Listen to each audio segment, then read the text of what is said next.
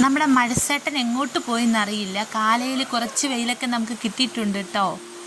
ഡിട്ടോ എന്നൊക്കെ എനിക്ക് വായി വരുന്ന ഏതൊക്കെയോ വാക്കുകളാണ്. നിങ്ങളൊന്നും പറയരുത്. കാരണം കറക്റ്റ് മലയാളമാണെന്ന് ചോദിച്ചാൽ മലയാളമോ അല്ല, വായി തോന്നുന്നതൊക്കെ കോതയ്ക്ക് പാട്ടെന്ന് പറഞ്ഞാൽ ഞാനങ്ങ് പറഞ്ഞു പോവുകയാണ്, ക്ഷമിക്കുക. അങ്ങനെ നോക്കിയപ്പോഴാണ് തൊടിയിലെ സപ്പോട്ട, അതായത് നമ്മുടെ ബഡിൻ്റെയാണ് സപ്പോട്ട തൈ. അത് നന്നേ കായ്ച്ചിട്ടുണ്ടെന്ന് പറഞ്ഞാൽ സംഭവം പൊഴിഞ്ഞു പോകുമെന്ന് എനിക്കറിയില്ല. കാരണം ഇത്രയൊക്കെ വെയിറ്റ് താങ്ങാൻ ഇതിനെ കൊണ്ട് പറ്റുമോ എന്നൊന്നും എനിക്കറിയില്ല. ഇത് നല്ലതായിട്ട് കിട്ടുവാണെങ്കിൽ നിങ്ങളെ കാണിക്കുന്നതായിരിക്കും. അത് കഴിഞ്ഞിട്ട് ഞാൻ മുടിയിൽ കുറച്ച് എണ്ണ പുരട്ടിയിട്ട് ഇങ്ങനെ കൈകൊണ്ട് ഉടക്കെടുക്കുകയാണ് കേട്ടോ.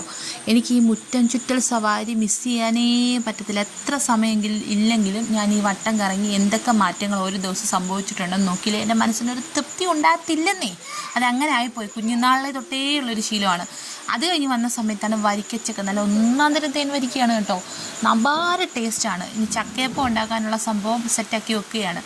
അമ്മ അറിയുന്നില്ല ഞാൻ ഈ വീഡിയോ എടുക്കുന്ന കാര്യമൊന്നും. അത് കഴിഞ്ഞപ്പോൾ നല്ല ഒന്നാം തരം ചീനി വേവിച്ചത്, മത്തേലത്തോരൻ, മീൻ കറി, മീൻ വറുത്തത്, ഇതൊക്കെ കൂട്ടി ഒരു പിടി അങ്ങ് പിടിച്ചു. നമ്മുടെ കാക്കയ്ക്കും കുറച്ചിട്ട് കൊടുത്തു. മുറ്റത്തൊക്കെ കരിയിലയുടെ അഭിഷേകമാണ്. വൃത്തിയില്ലെന്നൊന്നും വിചാരിക്കല്ലേ. മുറ്റം തൂത്ത് പണ്ടാരം തുടങ്ങി. അത് അപ്പോഴത്തേനും മഴക്കോള് പിന്നെയും വന്നിട്ടുണ്ട്. ഇടയ്ക്കൊരു വെയിലും മഴയും കുറുക്കൻ്റെ കല്യാണം എന്ന് പറഞ്ഞ പോലെ ഞാൻ ഫുഡടി മാക്കം